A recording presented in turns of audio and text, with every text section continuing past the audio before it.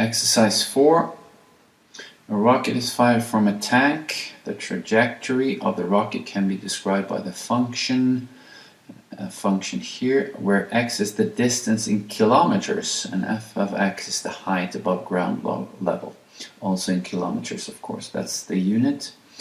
How far from the tank has the rocket travel when it hits the ground, and which is the height? Okay, before we start to try to answer this question, understand the exercise, let's have a look at this function.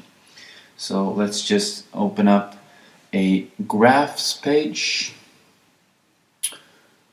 minus and then a fraction, so x squared over 12, and then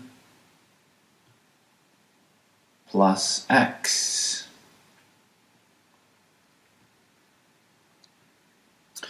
Okay, I'm going to move this over here. Oops. Undo. I'm going to move the function, not change the how we grade the axis. I'm going to zoom out once, just so I see where this meets the x-axis again here. Click the escape key, and now I'm going to go menu and zoom and do the box zoom.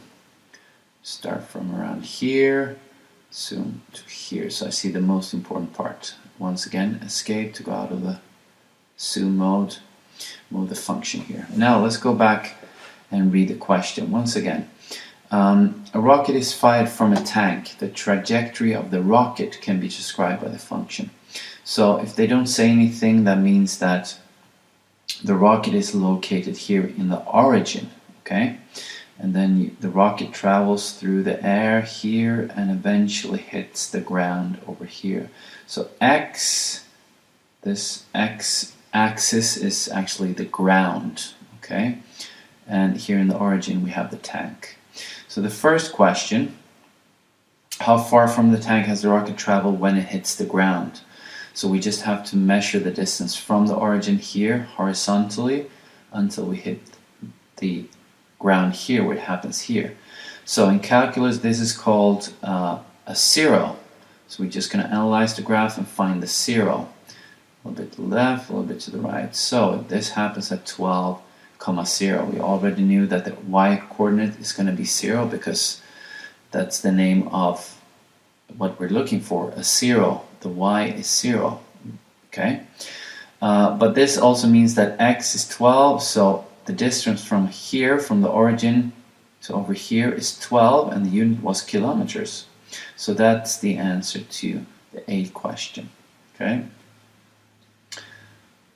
For A, I'm just going to write down the answer and explain how you get it, and then of course you will write a proper answer and justify how you, or explain how you got that answer. What is the height above ground of the rocket when it is at its highest? So the highest point of the trajectory. So let's have a look again. It starts here, keeps going up here. It's turning and start going down and eventually hits the ground. So this in calculus is called, as we know, the maximum. So we're just going to go a little bit to the left and then to the right. So remember, the first one is the x-coordinate, which means that the distance from the origin to here is 6 kilometers, but they would like to know what the distance is from the ground level vertically up here to the highest point, and that's the y-coordinate, that's the y direction, so 3 kilometers. So that's the answer to the B question, okay?